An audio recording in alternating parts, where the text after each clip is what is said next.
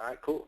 That way, for any of you that have to run while we're talking here, we do push it out, a recorded version, and those that missed today will have that opportunity as well. Feel free to flip that around to your coworkers or referral partners that weren't able to make it here today as well.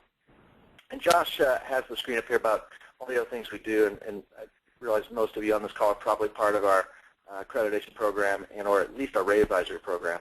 But if you're not, please check it out. I think Josh may have just in the chat log sent out a link. And for those of you that are on by conference call only, it's nationalhomeloanadvocates.com. Look under lender services and you'll see all the things that come with the accreditation program that include our rate advisory and alert service. All right, well let's take a look at what we have this week. We got a continuation this morning actually, what we had last week, which was strong economic data. One of the points last week was ISM manufacturing. That was strong, and it was stronger than expected. It was followed up this morning by ISM service sector, which is usually even more impactful to rates, and that was strong as well, along with some decent-looking housing data. And so, markets are on the move again today. Stocks are up, bond yields, bonds are selling off, and yields, as we said, really wanted to touch. We saw this setting up a few weeks ago. They really want to touch 4% on the 10-year, and it's done that this afternoon. It didn't break it. That's probably going to be pretty tough psychological resistance, if nothing else. And since then, the 10-year has bounced between 398 to 4, and so it would, it kind of as we said this morning, looked like, as we said for the last couple of weeks, the path of least resistance was up. We kind of hit that resistance level now. We suspect that traders aren't going to be moving a whole lot between now and about this time tomorrow, 1 o'clock Eastern, when we get the results of the 3-year note auction, which is the first thing to come off on the calendar here this week. And so as you can see, the calendar, just in terms of a number of data points, there isn't a lot, but every single one of them has, except for Fridays likely, have the potential to be impactful.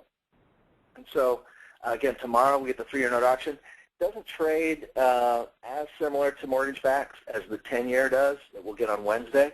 But as we said 2 weeks ago, don't overlook these shorter duration note auctions that happen every other week because they kind of lead the week off. Those are usually on the Tuesday. Then traders will kind of take that and so determine what may happen later in the week. So if the 3-year note auction does not go well tomorrow, that could likely set the tone for the rest of the week. So we're hoping the 3-year note auction does go well, and typically the short durations, the 2 and 3, do. And so we would have no reason to suspect that they wouldn't go well. And then we'd really be looking towards Wednesdays and Thursdays note auctions.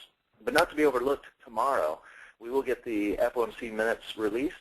Of course, we already know what the Fed has said and done in terms of rates, but when the minutes are released, it gives traders an opportunity to dissect every single word, see if there's any shifts anywhere in what they're talking about, what they're looking at. And so we'll get that released tomorrow. That has the potential to be impactful as well, just an hour following that 3-year note auction. But most impactful this week likely will be this 10-year note auction. And so we're hoping the 3-year goes well. That sets us up. It's anybody's guess on the 10-year, given what we had 2 weeks ago. And those of you on our calls know that this year the bond auctions, these note auctions are going to be happening every other week. And those of you who haven't, maybe the first time you've heard it. So again, we're having this week, not next, but then the following. And so, and that's really probably the primary driver why most traders and most those experts that follow bonds and bond yields have expected yields to go up over time this year, just because of the sheer amount of supply of notes that have to be auctioned and the amount of demand that may or may not be there organically.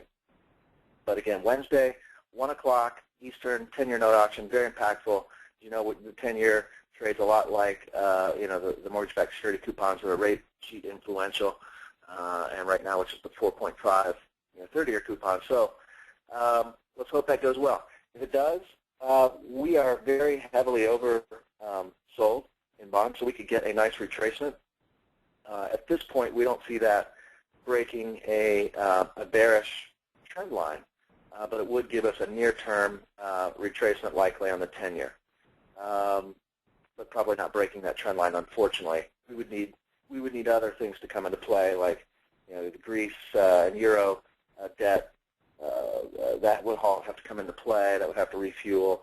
Maybe a turn in some of the economic data points that we're getting. But if the 10-year note auction does go well, we'd see a little bit of retracement. Maybe we get back into the low 390s on the 10-year, or on the 10-year Treasury.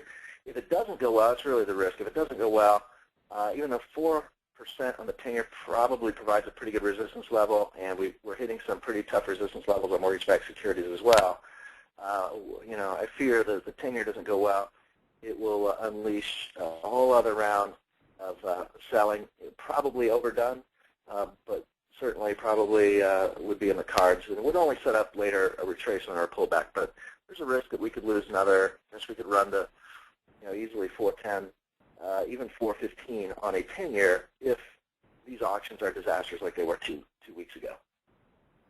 So then the Thursday we'll get the 30-year note auction. Again, the 10-year will probably have set the tone. If not the 3-year, the 30-year will likely follow those results. And but of course, every Thursday, we get the weekly jobless claims, and those are expected to come in relatively unchanged at 433. So as long as that comes in line, it shouldn't have much of an impact. Of course, if it comes in weaker, that could give us a hand here this week. But if it comes in any stronger, certainly won't help our case. And then we'll end the week with the wholesale inventories. Inventory levels have been great. Of course, most of this recovery has been management of inventory, so I'm sure those will look fine as well. But not a lot this week, unfortunately for us, I guess I would say, for mortgage rates, because we don't have the opportunity to get any conflicting data points, which have kind of been here for earlier this year. We had the overhang of Greece and the debt crisis. We had some conflicting housing data. Some of the economic data points were mixed, and we had some consumer confidence reports that weren't great.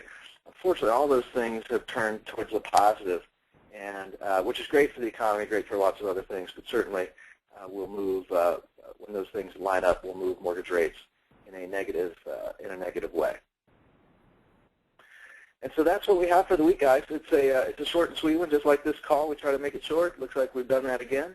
And so this week it's going to be all about these note auctions. We're still defensive. Like I said, we really, if you read the stuff we did, a week or two ago, we really set up a bearish pennant, which is referred to a technical analysis on the 10-year, really for almost over a year, but certainly over the through the fall and here as we head into spring, winter and spring, is that everything was consolidating and pointing towards the 10-year breaking out, which it has done now, hitting 4%. So we're kind of in this territory. Now, I will caveat that with we certainly don't see anything that would drive the 10-year Treasury ahead, up of 4.25. That would take a lot to get there. I don't see anything driving it above that. But we'll see. Economic data points have been looking good for the recovery, so we shall see.